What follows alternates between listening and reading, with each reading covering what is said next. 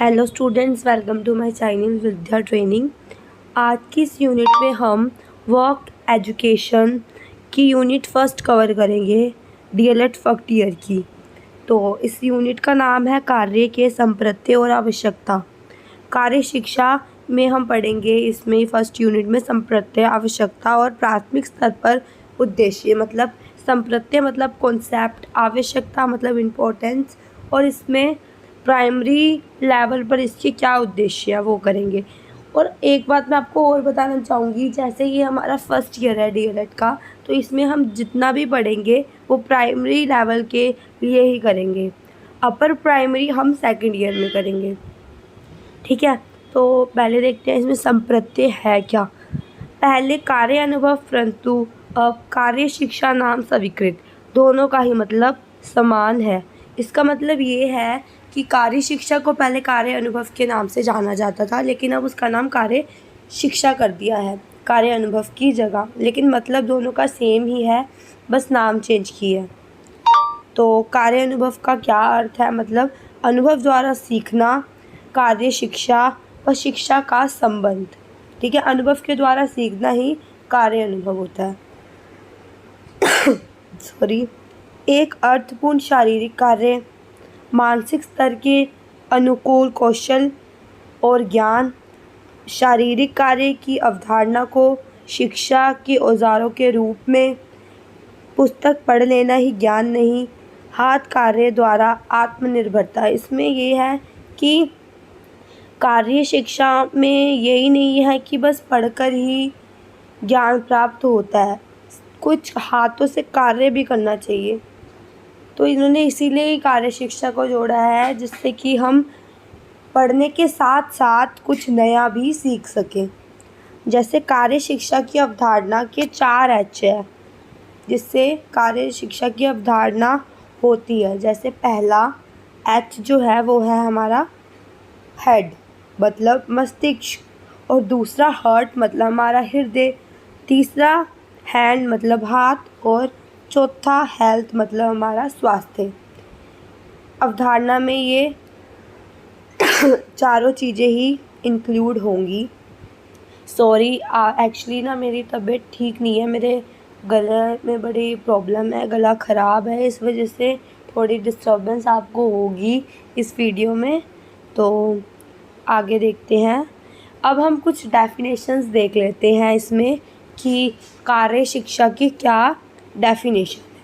तो पहली जो है वो गुरु रविंद्रनाथ टैगोर ने दी है।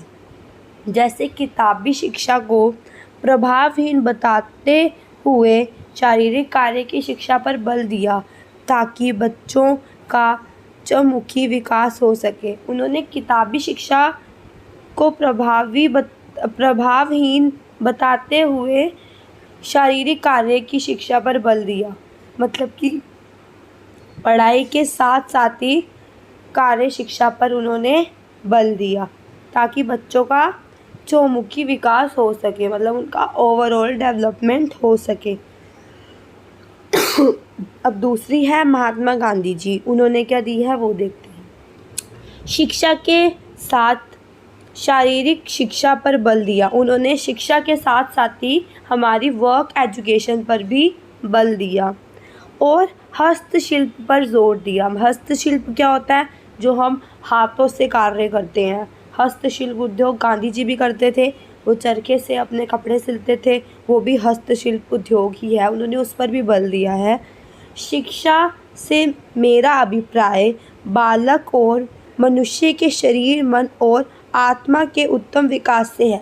महात्मा जी कहते हैं कि उनका शिक्षा से अभिप्राय ये है कि बालक और मनुष्य के शारीरिक, मन और आत्मा के उच्चतम विकास से है। इनका जो विकास है होना चाहिए, शारीरिक, मन से, आत्मा से, उनका मनुष्य का विकास होना चाहिए, ठीक है। उसके बाद नेक्स्ट हम देखते हैं कार्य शिक्षा की आवश्यकता महत्व और भूमिका। मैं आपको इसमें पॉइंट्स करवा रही हूँ, उसमें आपको क्या करना है कि आपको इसको खुद इलेबोरेट करना पड़ेगा, क्योंकि ये वीडियो बहुत लेंथी हो जाएगी, इसलिए मैंने इसे इलेबोरेट नहीं करा। आप इसको इलेबोरेट कर लेना, मैं बस आपको पॉइंट्स बता रही हूँ इसके, ठीक है। जैसे कार्य शिक्षा की आवश्यकता में है, पहला उचित दृष्टिकोण, दूसरा श्रमजीवी व बुद्धिजीवी वर्ग में अंतर कम करना। श्रमजीवी क्या होते हैं और बुद्धिजीवी, जैसे जो अपने हाथ पैर मतलब फिजिकली काम कर रहे हैं, श्रम कर रहे हैं, वो श्रमजीवी। बुद्धिजीवी जो अपने दिमाग से कार्य कर रहे हैं। श्रमजीवी जो होते हैं उनका जब वो कार्य करते हैं ज़्यादा शारीरिक क्रियाओं का यूज़ होता है, जब बुद्धिजीवी होते हैं उनका मानसिक क्रियाओं का ज़्यादा यूज़ होता है, ठीक है। और इसमें अंतर कम करना है। बालक का सर्वांगीण विकास मतलब ओवरऑल डेवलपमेंट, इसमें सब आ जाएगा, फिजिकली, मेंटली, इमोशनल, ये सब ओवरऑल। विभिन्न कौशलों का अर्जन मतलब सारे कौशल उनके अर्जन हो, उनका भी विकास हो। स्वावलंबी बनाना, आर्थिक रूप से आत्मनिर्भर बनाना मतलब आगे चलकर वो बेरोज़गार न रहकर आत्मनिर्भर बने, ठीक है। ये भी है इसमें, आर्थिक रूप से वो निर्भर बन सके, किसी पर डिपेंड ना हो, इंडिपेंडेंट हो, किसी पर डिपेंड ना हो। उसके बाद व्यवसाय का आधार, फिर देश की उत्पादक क्षमता बढ़ाने में भी सहायक है ये। उत्पादन क्षमता बढ़ेगी जब हम हस्तशिल्प उद्योग का उपयोग करेंगे, ठीक है। और इससे हमारी जो राष्ट्रीय आय है उसमें भी वृद्धि होगी। नेक्स्ट है विद्यालय को समाज के निकट लाना, ठीक है। और उसके बाद सिद्धांत व क्रिया में समन्वय स्थापित करना भी इसी में आ जाएगा।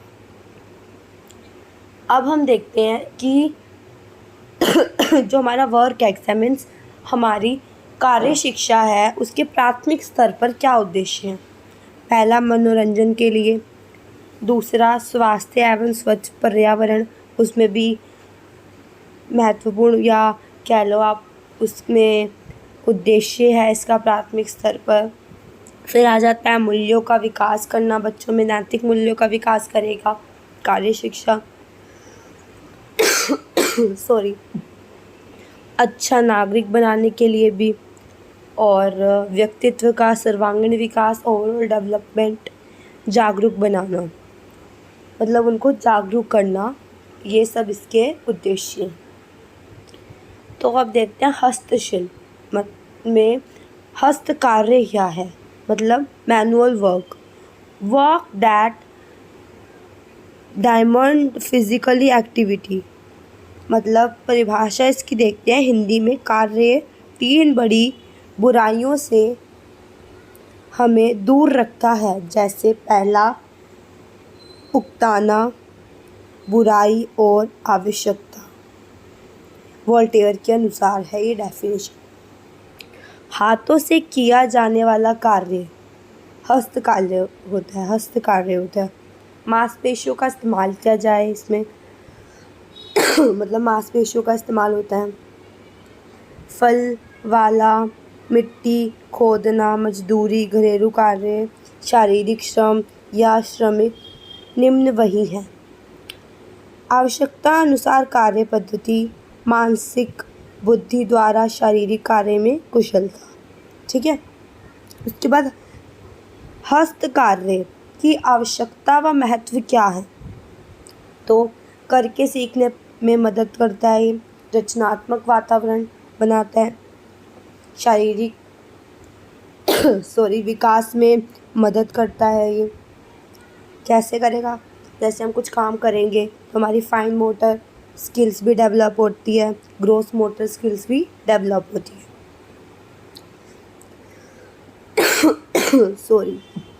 काम से मनोयोग का अभ्यास और आत्मनिर्भरता, मतलब हमारे को इंडिपेंडेंट बनाता है।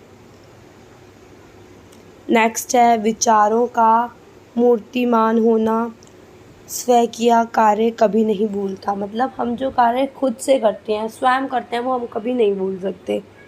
आजीविका उपार्जन में सहायक, मतलब कि हमारी आवश्यकता जो होती है जीवन की, उसको पूरा भी करने में ये सहायक होता है। श्रम के प्रति निष्ठा, तो इसमें क्या आ जाएगा, कोई काम छोटा या बड़ा नहीं होता। आप कोई भी काम करें, छोटा या बड़ा नहीं होता, सब काम बराबर होते हैं। शारीरिक श्रम को सम्मान की दृष्टि से देखना, मतलब कि शारीरिक जो श्रम है अगर कोई कर रहा है तो उसको सम्मान की दृष्टि से देखें, उसमें कोई उसे बुरी दृष्टि से ना देखे, मतलब उसका सम्मान करे, रिस्पेक्ट करे उनकी। जैसे कई लोग होते हैं वो ऐसे लोगों को देख के उनकी रिस्पेक्ट नहीं करते, तो ऐसे नहीं करना चाहिए। नेक्स्ट, छोटे कामों के लिए दूसरों पर आश्रित ना होना, मतलब छोटे मोटे कार्य हैं उस पर हमें दूसरों पे आश्रित नहीं होना चाहिए, हमें वो खुद ही कर लेने चाहिए स्वयं ही। श्रम विभाजन के कारण शारीरिक श्रम को असम्मान मिला, जैसे कि मैंने आपको ऊपर भी बताया है। दृष्टिकोण बदलने की आवश्यकता है लोगों में, जैसे शारीरिक श्रम का कई लोग होते हैं जो सम्मान नहीं करते हैं, तो उनका दृष्टिकोण बदलना ज़रूरी है। सॉरी। प्राथमिक स्तर से ही बच्चों की शारीरिक श्रम का महत्व समझाना, मतलब प्राथमिक स्तर से ही बच्चों को शारीरिक श्रम का महत्व बता देना चाहिए और समझा देना चाहिए। विश्व श्रम की नींव पर टिका है, मतलब पूरा जो विश्व है वो श्रम की ही नींव पर टिका हुआ। सॉरी। नेक्स्ट, कार्य एक साधन है, साधन का तुच्छ समझना पाप है, मतलब कार्य एक साधन है, उसे बुरा नहीं समझना चाहिए, वो बुरा समझना उसे पाप है। नेक्स्ट, वृद्धि व विकास में हस्त कार्य का महत्व, तो क्या महत्व है ये देखो। वृद्धि करने या होने का अर्थ संख्या या आकार में बढ़ना है, जबकि विकास का अर्थ सॉरी किसी की क्षमता व ज़रूरतों को पूरा करने की ललक को बढ़ाने के साथ ही उनकी आवश्यकताओं को विविधक बनाना भी है, जो कि मात्र उनसे संबंधित ना होकर सभी के लिए हो। जैसे इसमें कुछ मैंने लिखा है कौन कौन से विकास होते हैं। शारीरिक शिक्षा का विकास होता है, मतलब कि इसमें मैंने लिखा है कार्य शिक्षा से किस चीज़ का विकास होता है, जैसे शारीरिक विकास, बौद्धिक व मानसिक विकास, क्रियात्मक, संवेगात्मक और सामाजिक विकास, और ये सारे मिलकर सर्वांगीण विकास कहलाते हैं। मतलब सर्वांगीण विकास वो होता है जिसमें ओवरऑल डेवलपमेंट होता है। हस्त कार्य का पूर्व व्यावसायिक तैयारी में संबंध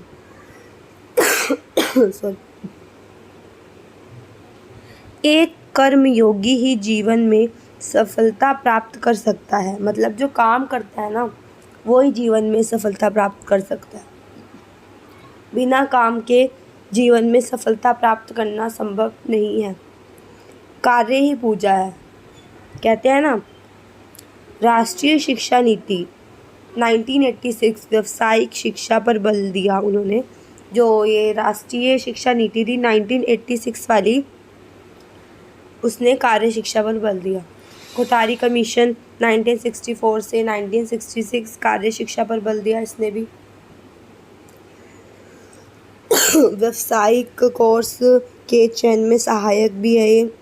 व्यावसायिक जीवन का आरंभ स्कूल से ही हो जाता है, तो अगर हम कार्य शिक्षा करेंगे तो उससे अब आगे जाके हमें जो बनना है, हमारे को अपनी रुचियों का भी पता चलेगा। उद्देश्य क्या है इसके देखते हैं। संसाधन शिक्षा का ज्ञान होना, नई तकनीकी जो होती है उसका ज्ञान होना, उत्पादन क्षमता से संबंधित शिक्षा लेना, रोजगार क्षमताएं, कार्य के लिए व्यक्तिगत तैयारी। तो आई होप कि आपको इस यूनिट में पूरा समझ आ गया होगा। आप ये जो कमीशंस हैं इसे इलैबोरेट कर लेना, देख लेना आगे अपनी नोटबुक या अपने जो बुक ली हुई है उसमें। इस कमीशन के बारे में भी कोई आपसे पेपर में क्वेश्चन पूछ सकते हैं कि कोठारी कमीशन जो है वो कार्य शिक्षा पर उसने क्या क्या किया था, और राष्ट्रीय शिक्षा नीति ने क्या किया था, कार्य शिक्षा पर बल दिया था ना, तो उसमें क्या क्या कार्य थे, क्या क्या किया था उसमें। तो ये सब भी आपसे क्वेश्चन पूछ सकते हैं। और मैं आपको ये कहना चाहूँगी कि इसके मेरे पास और नोट्स भी हैं अवेलेबल, वो भी मेरे हैंड रिटन ही हैं, मेरे लिखी हुई नोट्स हैं, वो मैं आपको प्रोवाइड करूँगी। अगर हो सकेगा तो मैं डिस्क्रिप्शन में उसका लिंक आपको प्रोवाइड कर दूँगी। आज थोड़ी मेरी तबीयत ठीक नहीं है, मुझे पहले फीवर था लेकिन अब ठीक है, लेकिन गला अभी भी मेरा ख़राब है। तो अगर आपको कोई डिस्टर्बेंस हुई हो तो उसके लिए सॉरी। आगे नेक्स्ट वीडियो में फिर मिलते हैं। प्लीज़ इस वीडियो को like, comment, share and subscribe ज़रूर करें और मेरे चैनल को सपोर्ट करें, जिससे मैं आपको आगे भी वीडियो बनाऊं आपके लिए। और थैंक यू। मिलते हैं नेक्स्ट वीडियो में।